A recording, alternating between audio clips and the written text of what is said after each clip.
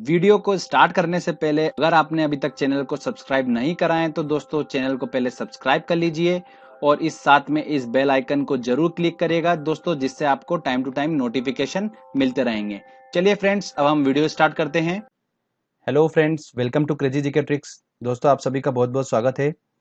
आज के इस वीडियो में दोस्तों हम बात करेंगे इकोनॉमिक्स का एक टॉपिक है, फाइनेंस कमीशन, वित्त आयोग। इकोनॉमिक्स का हम एक वीडियो पहले ही देख चुके हैं, नेशनल इनकम का, जो कि बहुत इंपॉर्टेंट है, और उसी के साथ में सेकंड जो इंपॉर्टेंट टॉपिक है वो है वित्त आयोग, फाइनेंस कमीशन। ये टॉपिक ऐसा है कि एग्जाम में इससे क्वेश्चंस आता ही है, जितने भी गवर्नमेंट एग्जाम है उनमें क्वेश्चन आता है इससे। छोटा सा टॉपिक है बट हम अक्सर गलत करके आ जाते हैं। तो आज मैं आपको इतने अच्छे से समझाऊंगा ये टॉपिक कि आपका आने वाली एग्जाम में अगर इससे क्वेश्चन आता है तो आप 100% इस टॉपिक से क्वेश्चन बिल्कुल सही करके आएंगे। तो सेफ साइड होना है आपको, तो ये टॉपिक अच्छे से समझिएगा जिससे कि आपका क्वेश्चन आराम से सॉल्व हो सके। फ्रेंड्स, साथ में एक क्वेश्चन आंसर सेट भी इंक्लूड करा है, जो प्रीवियसली एग्जाम में क्वेश्चन पूछे गए हैं, हम उनको भी जब वीडियो को समझने के बाद हम उनको क्वेश्चंस को सॉल्व करेंगे। साथ ही मैं एक बात और बोलना चाहता हूं आपको कि काफी लोग कमेंट करते हैं, बताते हैं कि सर इस टॉपिक पे वीडियो, सर उस टॉपिक पे वीडियो। तो धीरे धीरे करके जितने भी रिक्वेस्ट कर रहे हैं सारे स्टूडेंट, उन सभी टॉपिक पे वीडियोस बनेंगे।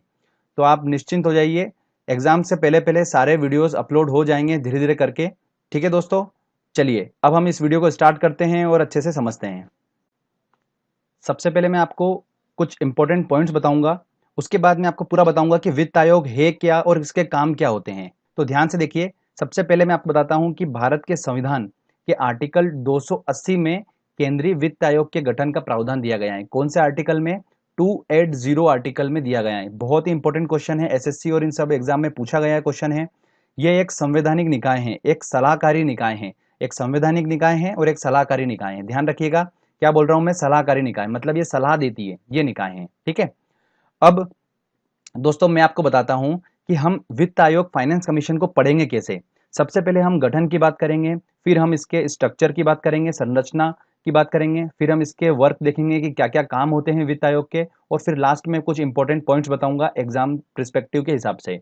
ठीक है दोस्तों, चलिए एक एक करके चीजों को समझते हैं। सबसे पहले हम बात करते हैं गठन की। तो ध्यान रखिए कि वित्त आयोग की स्थापना कब हुई थी? 1951 में इसकी स्थापना हुई थी। 1951 में वित्त आयोग का गठन हुआ था। ठीक है।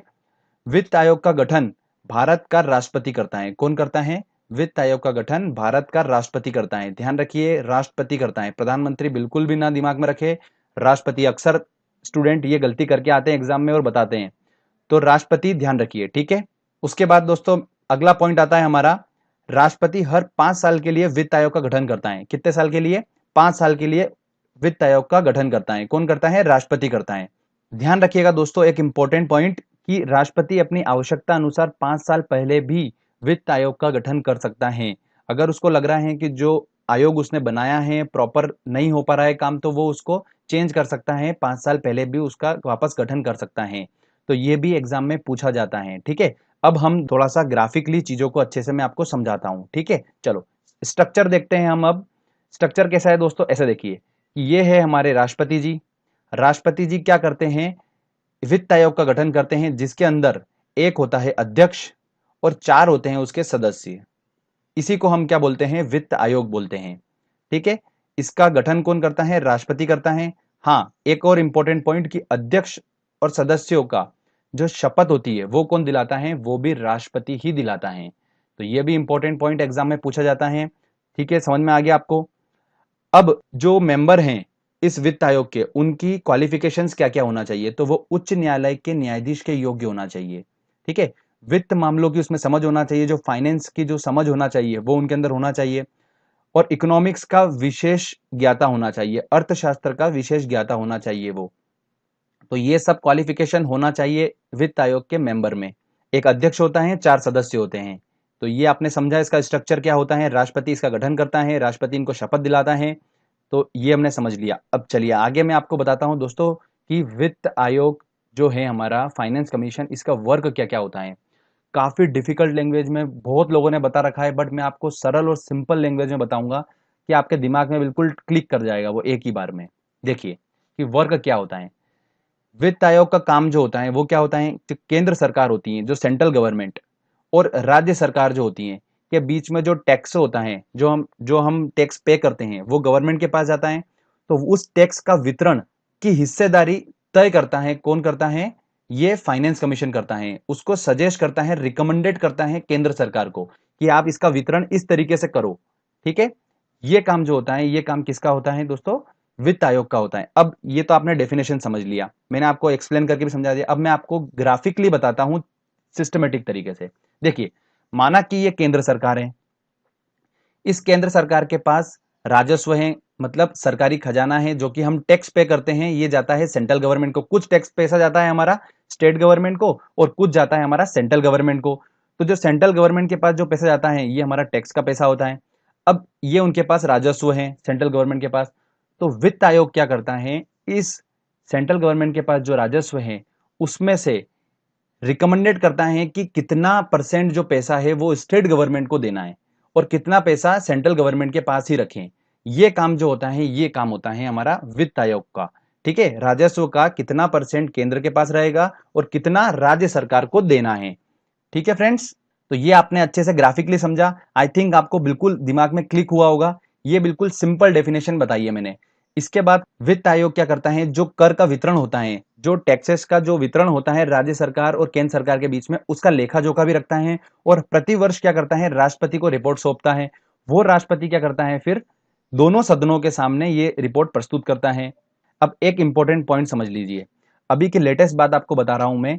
अभी की जो वित्त आयोग है, जो फाइनेंस कमीशन है अभी, वो है वाईवी रेड्डी के अध्यक्षता में अभी वित्त आयोग चल रहा है हमारा। इस वित्त आयोग ने 2015-2016 रिकमेंडेड करा था कि जो राज्य सरकार है उसका परसेंट जो था 32% जा रहा था। जो राजस्व है उसमें से 32% हिस्सा राज्य सरकार को जाता था। तो उसने रिकमेंडेड करा था कि केंद्र सरकार को उसने बोला था कि आप इसमें से 42% स्टेट गवर्नमेंट को दो। कितना दो? 42% दो। तो फिर फाइनली 2015-2016 के बजट से पहले मोदी सरकार ने वो उनका रिकमेंडेशन मान लिया और केंद्र सरकार ने डिसाइड करा कि राज्य सरकार को अब 32% की जगह कितना जाएगा, 42% हिस्सा जाएगा राजस्व का। तो ये बहुत ही इंपॉर्टेंट पॉइंट है। अच्छी अच्छी एग्जाम्स में ये क्वेश्चंस पूछ सकते हैं, मैंने आपको क्लियर कर दिया। ठीक है, चलिए आगे हम अब बात करते हैं इंपॉर्टेंट पॉइंट्स की। मैं आपको बताता हूं कि फाइनेंस कमीशन से रिलेटेड कुछ इंपॉर्टेंट पॉइंट्स जो एग्जाम में पूछे जाते हैं। जो पहला हमारा वित्त आयोग बना था वो कब बना था? 1951 में बना था। और उसके अध्यक्ष कौन थे? केसी नियोगी थे। ये पहले वित्त आयोग के अध्यक्ष थे। कौन थे? केसी नियोगी थे। और इनका कार्यकाल जो चला था, गठन तो 1951 में हो गया था, बट इनका जो कार्यकाल चला था वो चला था 1952 से लेकर 1957। ये 5 साल इन्होंने यहाँ पर काम करा था। तो ये इंपॉर्टेंट पॉइंट पूछते हैं। ठीक है, पहले तो वित्त आयोग के बारे में पूछ लेते हैं। उसके बाद अभी जो लेटेस्ट 14वें वित्त आयोग जो चल रहे हैं, वो अध्यक्ष कौन है? वाईवी रेड्डी की अध्यक्षता में 14वां वित्त आयोग चल रहा है। 2015 से 2020 तक चलेगा। ठीक है दोस्तों, तो ये ध्यान रखिए। एक और आप बताता हूं पॉइंट में, ये तो क्वेश्चन पूछते ही हैं कि अभी वित्त आयोग के 14वें वित्त आयोग के अध्यक्ष कौन है, ये तो पूछते ही हैं। बट थोड़ा सा ट्रिकी अगर एग्जाम में आ गया क्वेश्चन, तो वो क्या आएगा? ये आ सकता है कि वाईवी रेड्डी जो बने हैं अभी अध्यक्ष, वो किसकी जगह पर बने हैं, ये क्वेश्चन पूछ लेते हैं। तो ध्यान रखिएगा कि वाईवी रेड्डी जो है वो बने थे in place of Vijay L Kelkar की जगह पर ये अध्यक्ष बने थे। जो 13वें वित्त आयोग के अध्यक्ष थे वो कौन थे? विजय एल केलकर थे। तो ये क्वेश्चंस ऐसे बनते हैं एग्जाम में। समझ में आया आपको? अब एक बात और लास्ट ध्यान रखिए कि हमने तो अभी केंद्र की बात करी थी, अब अगर राज्य वित्त आयोग की बात होती है तो उसका गठन जो है वो आर्टिकल 243(1) के तहत किया जाता है। तो ये ध्यान रखना है, आर्टिकल 243(1) के तहत क्या होता है? राज्य वित्त आयोग का गठन होता है। तो फ्रेंड्स, मैंने आपको ये बिल्कुल सिंपल लैंग्वेज में बिल्कुल समझाया है फाइनेंस कमीशन, जो कि बहुत इंपॉर्टेंट है। एग्जाम में क्वेश्चंस बनते हैं इससे। अब हमने समझ लिया अच्छे से, तो चलिए हम अब टेस्ट लगाते हैं और देखते हैं कि जो हमने समझा उससे हम कितने क्वेश्चन सॉल्व कर पा रहे हैं। और मेरे हिसाब से आप जितने भी प्रीवियसली एग्जाम में क्वेश्चंस पूछे गए हैं, आप उन एग्जाम के क्वेश्चंस को सारा सॉल्व कर लोगे। जितना मैंने आपको समझाया, अगर आपने उतना अच्छे से समझा है तो आप 100% वो क्वेश्चन सॉल्व करेंगे। चलिए अब एक एक करके क्वेश्चन सॉल्व करते हैं और देखते हैं कि हम कितने क्वेश्चन सॉल्व कर पा रहे हैं। दोस्तों, हमारा पहला क्वेश्चन है, वित्त आयोग क्या है? फाइनेंस कमीशन क्या है? तो फाइनेंस कमीशन एक स्थायी निकाय है? नहीं। वार्षिक निकाय है? बिल्कुल भी नहीं। त्रिवार्षिक निकाय मतलब 3 साल के लिए है? बिल्कुल भी नहीं। पंचवर्षीय निकाय है? 5 वर्ष के लिए है? बिल्कुल सही बात है। तो इसका आंसर लगेगा डी। संविधान के अनुच्छेद 280 में वर्णित वित्त आयोग का निर्माण कौन करता है? तो वित्त आयोग का निर्माण कौन करता है? हमने पढ़ा राष्ट्रपति जी करते हैं, तो इसका आंसर लगेगा बी आंसर। अगला क्वेश्चन देखते हैं, वित्त आयोग की अध्यक्ष की नियुक्ति कौन करता है? तो वित्त आयोग मतलब फाइनेंस कमीशन के जो हमारा अध्यक्ष होता है उसकी नियुक्ति कौन करता है? राष्ट्रपति करता है, तो इसका आंसर लगेगा ए आंसर। ठीक है, देखिए कितना आसानी से हम क्वेश्चन सॉल्व कर पा रहे हैं। एक बार हमने अच्छे से समझा उस चीज को तो हम आसानी से क्वेश्चन सॉल्व कर पाते हैं। ये टॉपिक ऐसा है, अगर आपने इस टॉपिक का क्वेश्चन गलत कर दिया एग्जाम में तो फिर मैं कह सकता हूं कि बहुत डिफिकल्ट होगा एग्जाम निकलना, क्योंकि ये बहुत सिंपल टॉपिक है और इसको समझना और आंसर बिल्कुल लग जाते हैं क्वेश्चन इसके। ठीक है, चलिए आगे और क्वेश्चन देखते हैं हम अब। अगला है हमारा क्वेश्चन, वित्त आयोग का गठन कितनी अवधि के लिए होता है? तो वित्त आयोग का गठन 2 वर्ष, बिल्कुल गलत, 5 वर्ष, 3 वर्ष, राष्ट्रपति की इच्छा अनुसार, बिल्कुल राष्ट्रपति की इच्छा अनुसार। 5 तो एक स्टैंडर्ड है बट राष्ट्रपति की इच्छा अनुसार वो चेंज हो सकता है, तो बेटर ऑप्शन होगा डी। ठीक है, भारतीय संविधान के अनुसार निम्नलिखित में से क्या संवैधानिक निकाय हैं? एक संवैधानिक निकाय क्या है? वित्त आयोग संवैधानिक निकाय है। योजना आयोग तो अब बंद हो चुका है, इसकी जगह पर नीति आयोग, उसका नाम चेंज करके नीति आयोग का गठन कर दिया गया है, तो हमारा तो आंसर लगेगा इसका ए आंसर। ठीक है, अगला क्वेश्चन है, वित्त आयोग का प्रधान कार्य क्या है? तो उसका कार्य क्या होता है? केंद्र और राज्य के बीच राजस्व का वितरण, बिल्कुल पहला ही आंसर लग रहा है। वार्षिक बजट तैयार करना, बिल्कुल गलत। वित्तीय मामलों में राष्ट्रपति सलाह देना, नहीं। संघ के मंत्रालय और राज्यों की निधि का विधि नियम, नहीं नहीं नहीं, आंसर इसका होगा ए आंसर। चलिए आगे और क्वेश्चन देखते हैं। अगला क्वेश्चन है दोस्तों हमारा, केंद्र और राज्य में राजस्व के वितरण में सबसे महत्वपूर्ण भूमिका निम्न में से कौन निभाता है? तो बिल्कुल केंद्र और राज्य के बीच में हिस्सेदारी अगर अपने को सेट करना है तो वो काम कौन करता है दोस्तों? वो काम होता है हमारा वित्त आयोग का, तो आंसर इसका लगेगा बी आंसर। अगला क्वेश्चन है हमारा, राज्यों के कर भर को निर्धारित करने का अधिकार किसके पास होता है? तो राज्यों के कर भर को अधिकार निर्धारित करने का काम किसका होता है? वित्त आयोग का होता है, तो आंसर लगेगा इसका डी। अगला क्वेश्चन है, केंद्र और राज्यों के मध्य वित्तीय विवादों के निपटारे हेतु मुख्य एजेंसी कौन है? तो केंद्र और राज्यों के बीच जो हमारा टैक्स का वितरण होता है, टैक्स के पैसे का जो हमारा वितरण होता है वो कौन करता है? वित्त आयोग करता है। तो बहुत सारे क्या करते हैं कंफ्यूजन में, वित्त मंत्री कर देते हैं, तो न्याय मंत्री कर देते हैं, बहुत सारी गलत करके आ जाते हैं, तो इसका आंसर होगा डी आंसर होगा। आसानी से बिल्कुल क्वेश्चन सॉल्व हो जाता है। चलिए आगे और देखते हैं हम क्वेश्चन।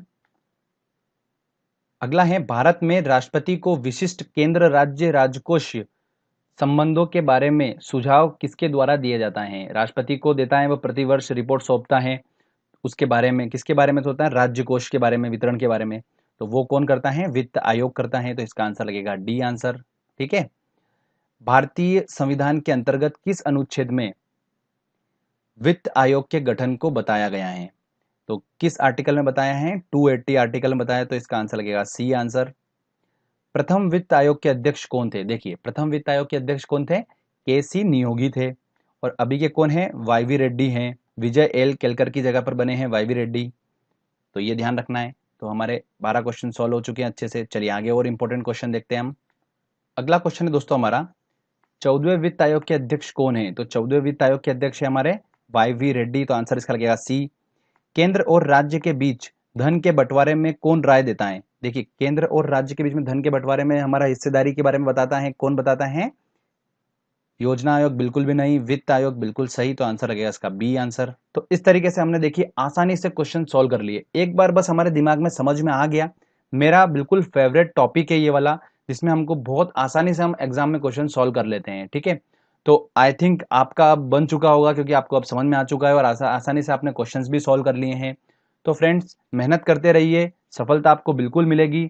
जुड़े रहिएगा चैनल के साथ में। अगर आपको ये वीडियो अच्छा लगा है तो जल्दी से इस वीडियो को लाइक करिए, दोस्तों के साथ शेयर करिए, और इस चैनल को जरूर सब्सक्राइब कर दीजिए, क्योंकि इस तरीके के अच्छे अच्छे वीडियो मैं आपके लिए लेकर आता रहूंगा।